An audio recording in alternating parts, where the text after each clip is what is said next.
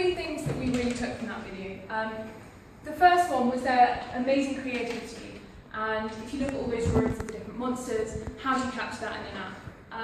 The second one was their excitement about sharing it with each other and also the audience.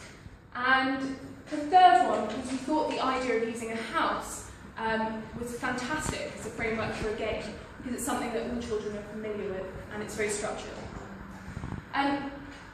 So apps are great for children to learn and also play by themselves, but research has shown that parents don't really see them as a constructive form of play always. And also they're not really teaching children some of the skills that you need to be a scientist or an engineer, such as 3D spatial skills and some forms of problem solving. So we think that our app Mayhem Mansion overcomes these things and connects the virtual world with the physical world around children. So if you look at how this app works, we've got a series of rooms here, and in each of those rooms you're going to find a challenge. So if we click here and we go into the living room, there's a story that will be the theme sort of throughout the different challenges, and these will lead on to sort of working out how you come across the challenge. So research has shown that stories are a really great sort of essential way for both children and adults to learn. So here we're going to sort of click through trying to turn the TV on, and the TV's broken. So the challenge is here you've got to make your own music video.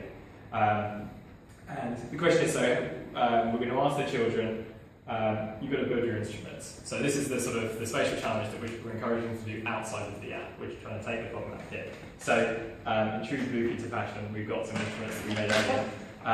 So we start recording the video here. So this.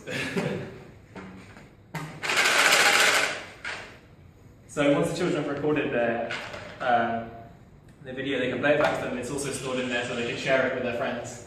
And then once they've completed that, then their particular room, that room is complete, and they can move on to the next sections.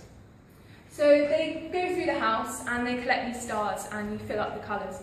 And once you've completed all the challenges within that house, it unlocks the next level, which is a different house. So we've structured, we thought about a lot of different ideas for this prototype, but when we released it, we would release it in either learning topics such as colours or numbers, or themes, which could include, as this other idea we came up with, the monsters from those girls' video.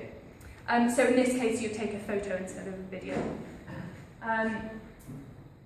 Time.